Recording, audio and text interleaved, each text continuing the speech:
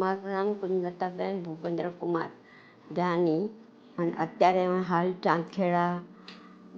ચાંદખેડામાં રહીએ છીએ મધુગ્રામ sky TP 44.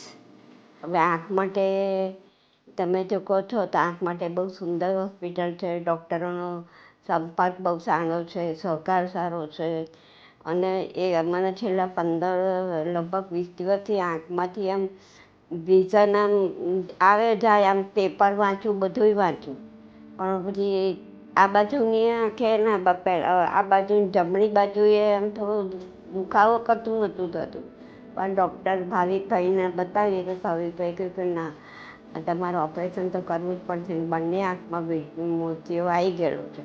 એટલે ગયા ગુરુવારે લાસ્ટ ગુરુવારે 16 તારીખે 16/4/2026ના દિવસે ઓપરેશન કર્યું 8 ટાઈમે અને આજે બીજી આંખે ઓપરેશન કરવાનું છે, ડાબી આંખે.